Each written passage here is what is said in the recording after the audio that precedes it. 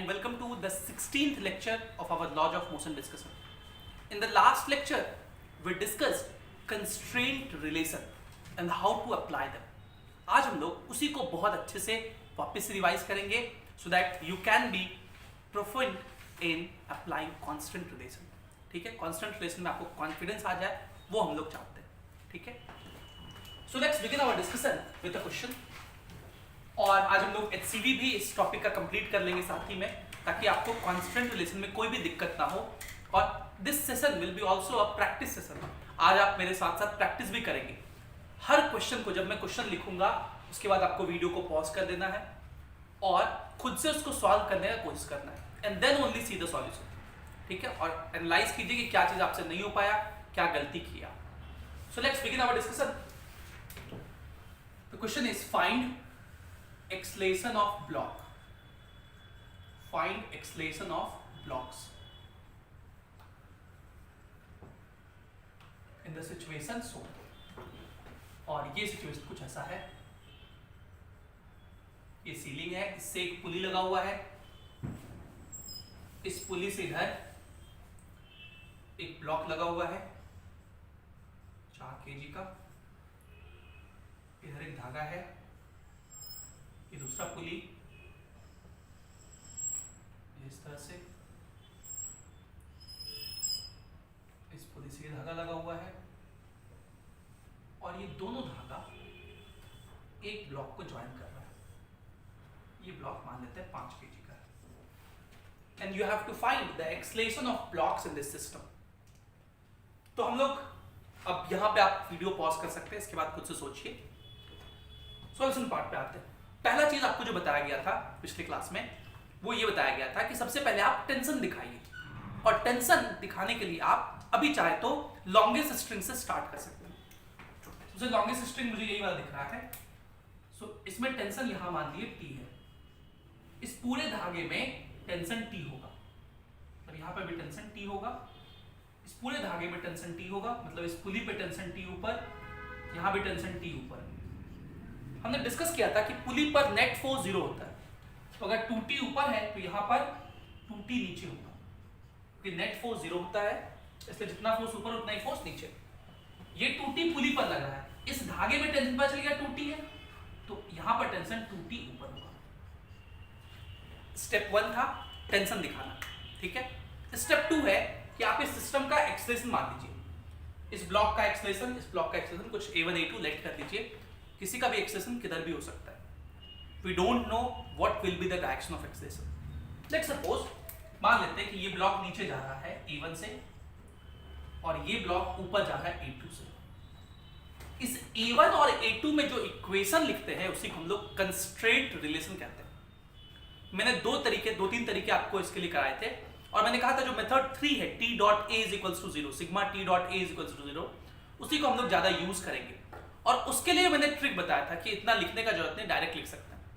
क्या ट्रिक बताया था मैंने आपको कि जहां ज्यादा टेंशन होगा वहां एक लड्डू खिलाएंगे, मतलब वहां A लिखेंगे. देखिए यहां पर टेंशन 3T है, इस ब्लॉक पर 3T टेंशन लग रहा है, 2T और प्लस T 3T, इसलिए इसको A लिखेंगे. और यहां टेंशन जो है 3 गुना इससे कम है, ये 3T है, ये T है, इससे 3 गुना कम है टेंशन यहां, इसलिए यहां 3A लिखेंगे. क्या सिखाया था मैंने? ये तो ट्रिक था.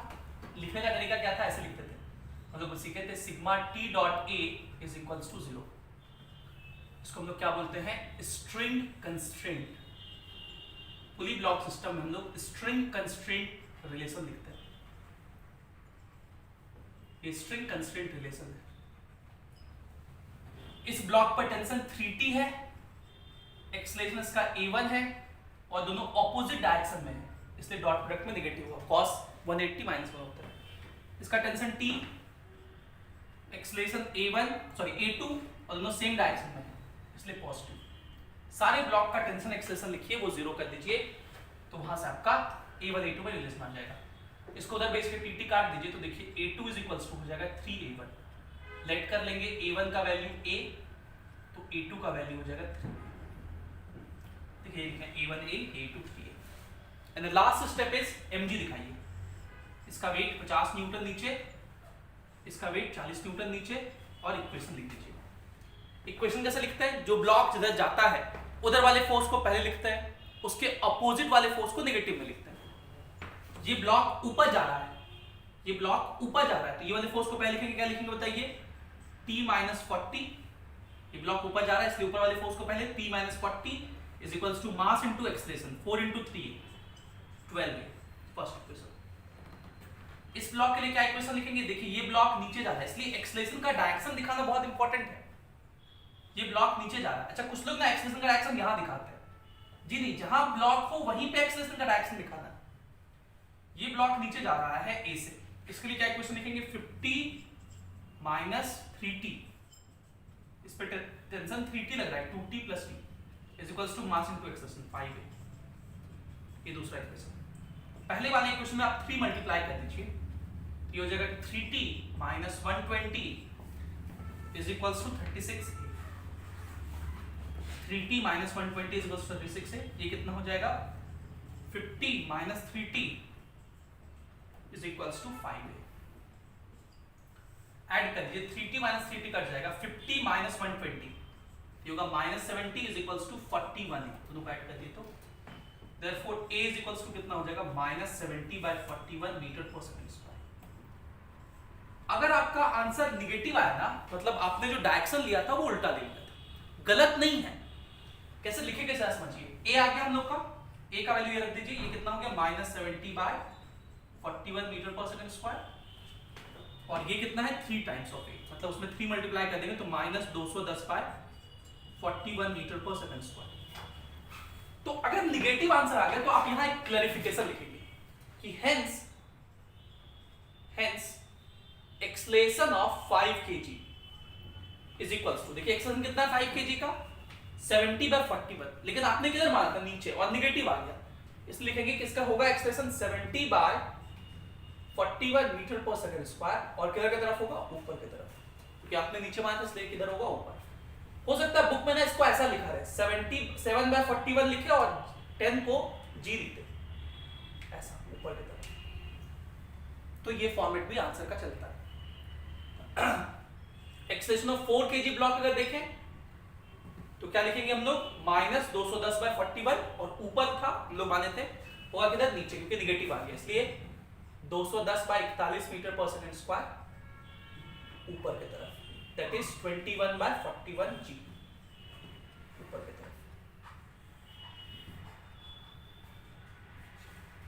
ठीक है, सो आई होप आपको ये एक्सेलरेशन निकालने समझ में आ गया होगा, और इसी के ऊपर आज हम लोग HCV के कुछ सवाल करेंगे। तो इसको आप लिखिए, और लिखने के बाद HCV के जो क्वेश्चंस आपको जिस ऑर्डर में मैं लिख रहा हूं उसी ऑर्डर में आज करना है। पहला क्वेश्चन आपको करना है क्वेश्चन नंबर 31, दूसरा 32, 33 हम लोग ऑलरेडी कर चुके हैं, तो इसके बाद आप करेंगे 34। 34 में 3 पार्ट है, पार्ट ए बी सी। 34 में बेसिकली 3 क्वेश्चन हो जाएगा, part A, part B, part C, basically इसमें 3 सवाल है। उसके बाद आप वापस आएंगे और वापस आके क्वेश्चन नंबर 28 करेंगे, जो कि बहुत अच्छा सवाल है, और 29। So if time will permit, then we will solve 28, 29. Else it will be your homework and we will be discussing the same in the next lecture. और 28, 29 में मुझे बहुत कुछ और भी बताना है, बहुत सारे नए कॉन्सेप्ट बताना है। एक बात और, मैंने कई बार देखा है जब भी कोई भी होमवर्क में देता हूँ उसका डाउट डिस्कशन वीडियो होता है, तो बहुत सारे बच्चे उसको देखते हैं कि सर ये तो क्वेश्चन मेरे से बन गया था, तो उड़ा उड़ा के खत्म कर लेते हैं। See the point is, whenever we teachers discuss the doubt, we not only discuss the doubt, but sometimes we also discuss some extra points related to the question. ठीक है, उस क्वेश्चन से रिलेटेड बहुत सारा एक्स्ट्रा बात भी हम लोग डिस्कस कर देते हैं। For example, if you look at question number 31 में एक चीज पूछा है आपसे कि फोर्स बाय क्लैंप कितना होगा, and this we have discussed in question number 30 while discussing the doubt of question number 30। जब ये क्वेश्चन नंबर 30 में पूछा नहीं था, लेकिन वहां पे मैंने आपको बता दिया था कि क्लैंप का फोर्स कैसे निकालते हैं। अब जिन लोगों ने क्वेश्चन नंबर 30 नहीं देखा होगा, क्योंकि ये सोचे कि 30 तो आसान था, बन गया था मेरे से, 30 नहीं देखा, तो 31 में अब क्लैंप का फोर्स क्या होता है वो पूछ रहे हैं, ये दिक्कत होता है। इसलिए जो भी क्वेश्चंस हम लोग डिस्कस करें आप उसको पूरा देखिए, आंसर मैच कीजिए, मेथड मैच कीजिए, मेथड मैच कर रहा है कि नहीं कर रहा है। अगर नहीं मैच कर रहा है देन प्लीज इन्फॉर्म मी, बताइए कि सर देखिए हमने ऐसे बताया था, ये सही है कि नहीं, चेक करवाइए। ये बहुत जरूरी है, इसलिए हर एक चीज को अच्छे से देखना है। And we are trying that in the entire series of these videos you will get every bit of knowledge that is required for your preparation of JEE Advanced as well as NEET and AIMS, right? So now start solving question number 31 number सवाल बनाइए। जिनके पास book नहीं है मैं question यहाँ नहीं दे रहा हूँ। 31 नंबर सवाल में इस तरह से ये सिस्टम दिया हुआ है, एक टेबल है,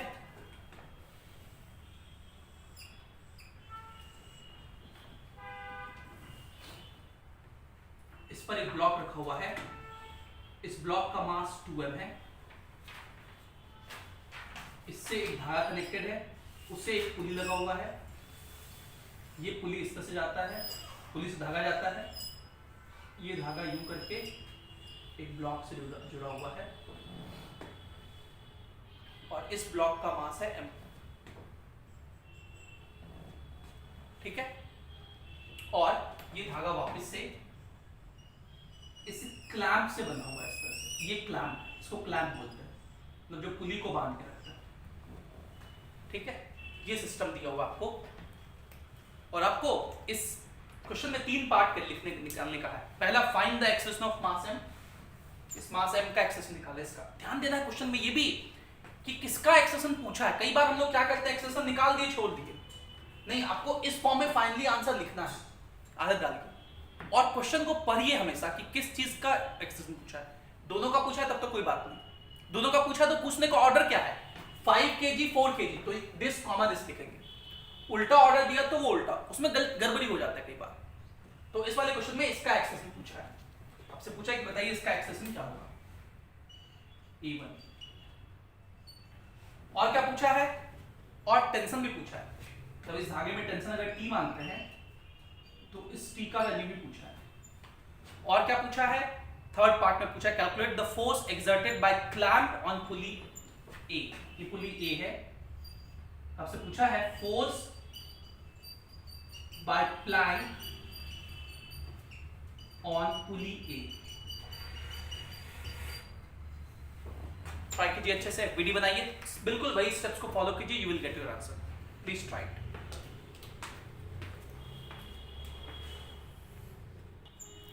यहां पे एक मेरे से गलती हो गया है, ये जो 21 kg है ना, सॉरी ये 21, ये नीचे होगा ना, क्योंकि यहां पे ये अपवर्ड था और निगेटिव आया था, मतलब डायरेक्शन चेंज करना पड़ेगा।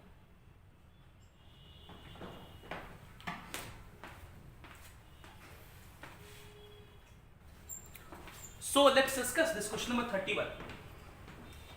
तो देखिए इस धागे में टेंशन लोग T मान लिए, सेम धागा है, इस पुली पर टेंशन T इधर होगा, सेम धागा यहां से ही पास कर रहा है, इस पुली पर टेंशन T होगा, पुली पर नेट फोर्स बैलेंस्ड होता है, इधर हो गया 2T तो इधर भी होगा 2T, तो इस धागे पर 2T टेंशन होगा, ठीक है।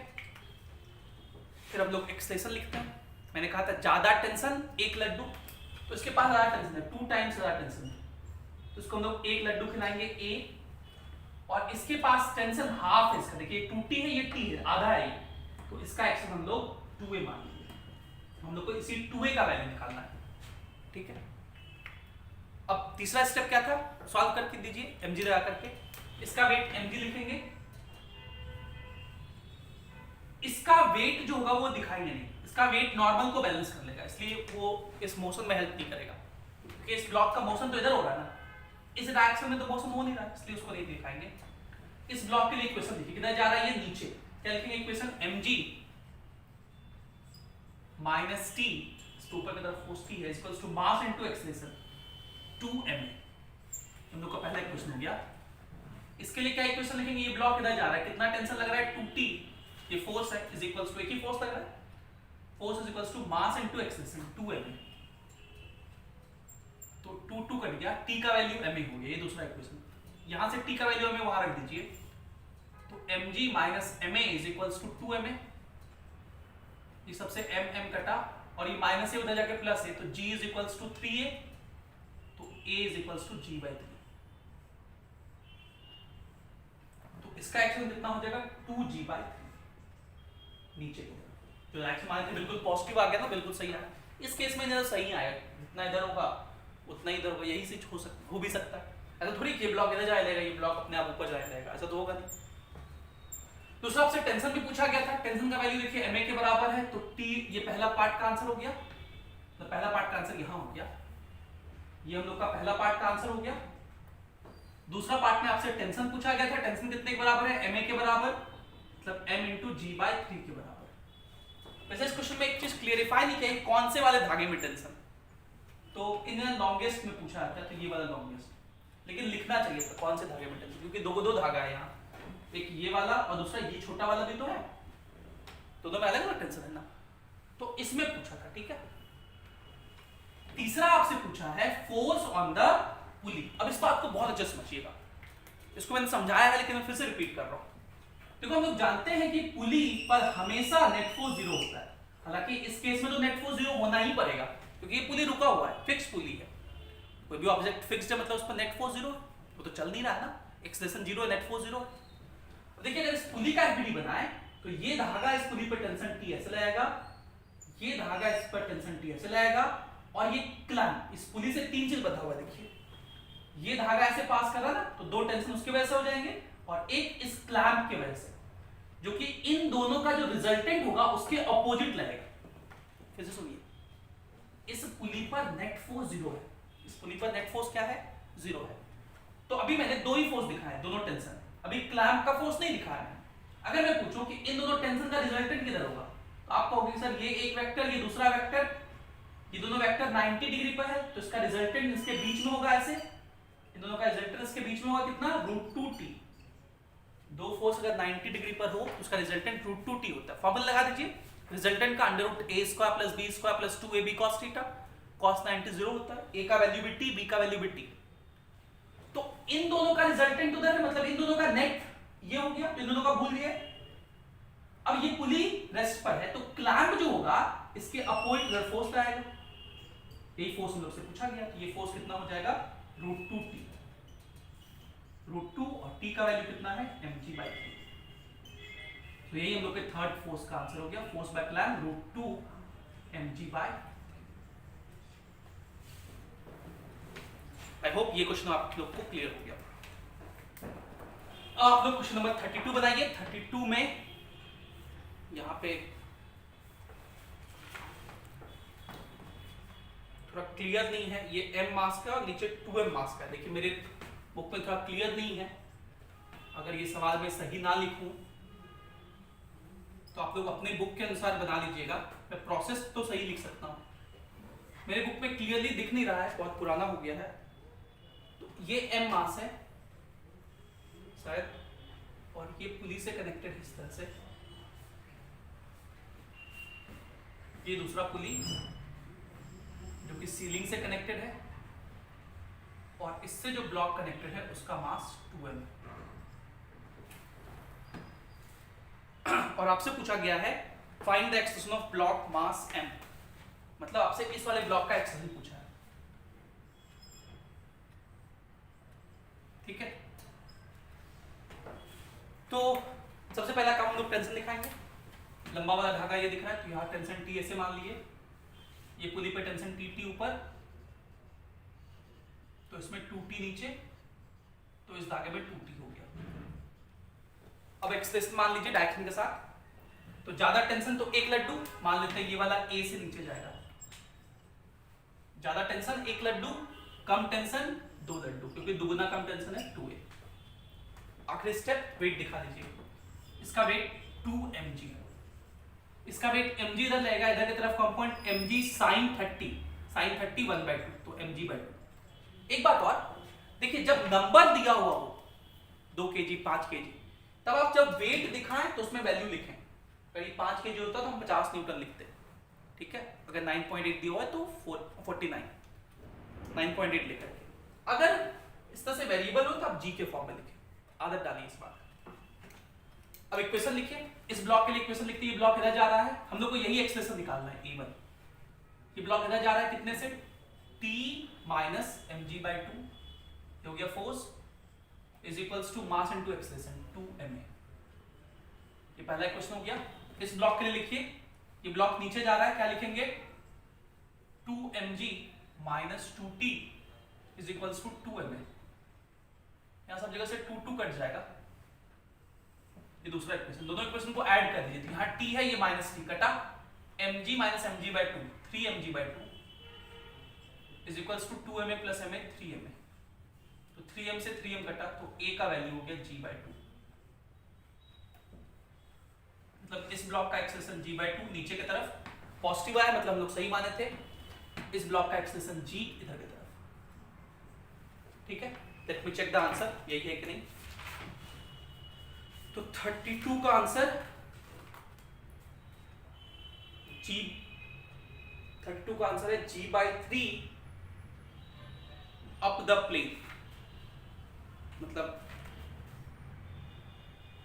इसमें मैंने वैल्यू तो, आई होप यही वैल्यूज हो। अगर यही वैल्यू हो तो हम एक बार चेक कर लेते हैं। ये 2mg नीचे, ये t 2t ऊपर, ये बिल्कुल सही है। ये mg sine theta mg by 2 सही है, t सही है। ज्यादा टेंशन 1 लड्डू, कम टेंशन 2 लड्डू। यहां तक क्लियर था। अब हम लोग इक्वेशन देखते हैं। इस ब्लॉक के लिए इक्वेशन, ये ब्लॉक नीचे जा रहा है तो इक्वेशन लिखेंगे 2mg minus 2t is equals to 2ma। तो 2 कट गया। इस ब्लॉक के लिए इक्वेशन लिखेंगे t minus mg by 2 is equals to m into 2a। तो जब लोग ऐड किए तो ये t से t कटा, mg minus mg by 2, sorry यहाँ गलती हो गया है, mg माइनस mg बाई 2, ये mg बाई 2 होगा। mg minus mg by 2 mg by 2 होगा। तो ये 3 बचा रह जाएगा, ये g बाय 6 हो जाएगा। a का वैल्यू g बाय 6। ठीक है, ठीक है, वैल्यू यही है। ठीक है, a बाय g बाय 6 हो गया और ये हो जाएगा g बाय 3। चलिए आंसर, गलती मिल गया। यहाँ पे कैलकुलेशन में हम लोग गलती किए थे, तो यही वैल्यूज है इसका मतलब, क्योंकि आंसर आ गया g बाय 3 ऊपर की तरफ। यही सही आंसर है। ठीक है, इसलिए मैं चेक कर लेता हूँ, क्योंकि कई बार रिकॉर्डिंग्स में भी गलती हो जाती है हम लोगों से भी, तो आप लोग को भी ध्यान रखना इस बात का। चलिए आगे बढ़ते हैं हम लोग। क्वेश्चन नंबर 34 का ए पार्ट। मैं डायग्राम बना दे रहा हूं और आप लोग वीडियो को पॉज करके उसको सॉल्व करना सीखेंगे। 34 का ए पार्ट का डायग्राम मैं बना रहा हूं। ये सीलिंग है, सीलिंग से एक रॉड इस तरह से बंधा हुआ है, इससे एक बड़ा सा पुली लगा हुआ है। इस पुली से एक धागा इधर से एक ब्लॉक बंधा हुआ है। इस ब्लॉक का मास 4 kg है। इधर एक धागा बंधा हुआ है, यहाँ पे फिर एक और पुली लगा हुआ है। इससे एक ब्लॉक बंधा हुआ है 5 kg का, और ये धागा वापस से इससे जाके टाइट हो गया। और आपसे दोनों ब्लॉक का इसमें एक्सेशन पूछा गया है। ठीक है, 4 kg का और 5 kg दोनों का। इस ब्लॉक का नाम A दे दिया गया है, इस ब्लॉक का नाम B दे दिया गया है। ठीक है, सही से टेंशन दिखाइए, कंस्ट्रेंट रिलेशन लिखिए, you will get your answer.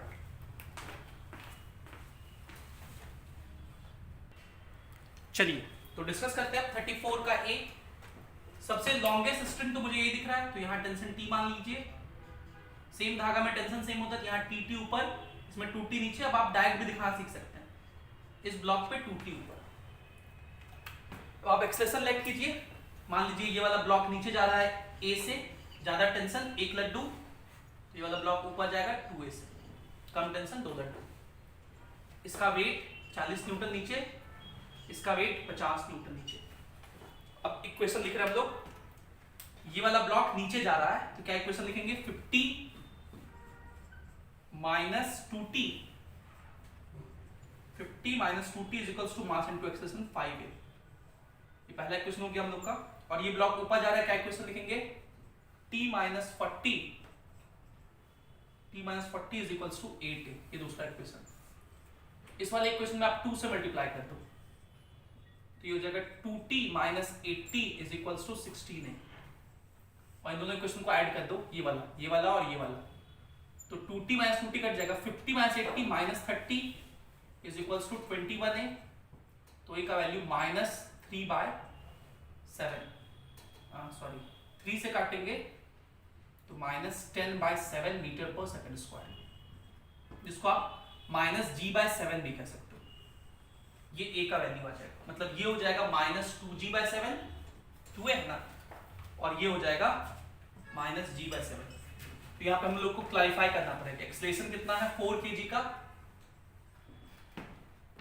2g/7, और हम लोग ऊपर लेट किए थे मतलब नीचे की तरफ, और एक्सेलरेशन 5 kg कितना है g/7, और हम लोग नीचे लेट किए थे तो ये ऊपर होगा 34 का a का, 2g/7 downwards and g/7 upwards, बिल्कुल सही है ये।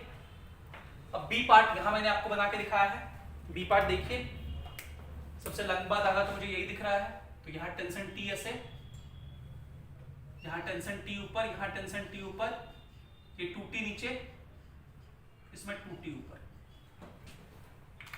ज्यादा टेंशन तो एक लड्डू A से नीचे जाएगा, ये वाला 2A से इधर जाएगा, कम टेंशन 2 लड्डू। इसका वेट 50 न्यूटन, इसका वेट दिखाने का जरूरत नहीं है, क्यों नहीं जरूरत इसका वेट दिखाने का, क्योंकि इसका वेट और नॉर्मल बैलेंस कर लेगा। इसके लिए इक्वेशन लिखिए, क्या लिखेंगे, T = 2 2 जा 4A, ये पहला इक्वेशन।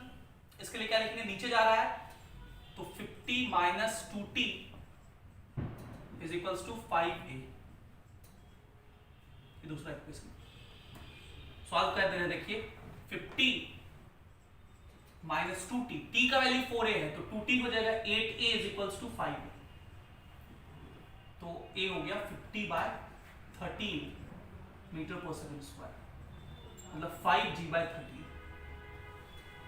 मतलब ये जो आंसर आ गया मेरा, ये हो गया 5g/13 और ये हो गया 10g/13, और डायरेक्शन तो बिल्कुल वही होगा, 5g/13 downwards and 10g/13 forward.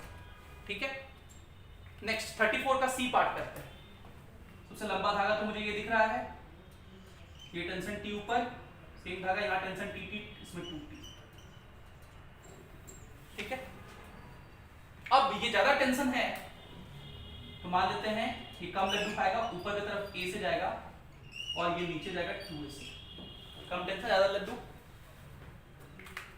इसका वेट 20 न्यूटन, इसका वेट 10 न्यूटन। ठीक है, चलिए इक्वेशन लिखते हैं।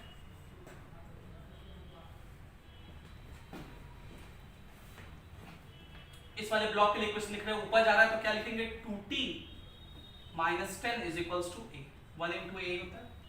इसके लिए क्या लिखेंगे, 20 - T = 4A। इस इक्वेशन में 2 मल्टीप्लाई कर देती हो जाएगा 40 - 2T = 8। ऐड कर दीजिए, 2T - 2T कटा, 40 - 10 30 = 9A, तो A का वैल्यू 10/3 मीटर/s², इसको लिख सकते हैं g/3। ठीक है, g/3, तो ये एक्सप्रेशन हो गया g/3 और डायरेक्शन बिल्कुल सही है, ये हो गया 2g/3। ठीक है, ये हो गया g/3 और 2g/3। ठीक, so I hope this clears everything that you need to know regarding these problems, constraint relation. आपके लिए मैं 2 क्वेश्चन होमवर्क में लेके जा रहा हूं, that is the question number 28 and 29। 28 और 29 के बारे में थोड़ी सी बात बता देता हूं। उसमें 3 ब्लॉक है, तो वहां पर आप इस तरह से लड्डू नहीं खिला सकते। लड्डू खिलाना 2 ही ब्लॉक में एप्लीकेबल होता है। अगर आपके पास 2 से ज्यादा ब्लॉक, 3 ब्लॉक, 4 ब्लॉक हो, तब आप तीनों का एक्सेशन मान लीजिएगा, किसी का पहला का A1, दूसरे का A2, तीसरे का A3, और फिर बकायदा कंस्ट्रेंट लिखिएगा T.A करके, टेंशन दिखाइएगा, कंस्ट्रेंट लिखिएगा। ध्यान रहे 28 में तीनों ब्लॉक का एक्सेशन आप अलग अलग मानेंगे, किसी का सेम मत मान लीजिएगा। अगर कोई पुलिस से बना हुआ 2 ब्लॉक दिख जाए तो सेम मत मान लेना।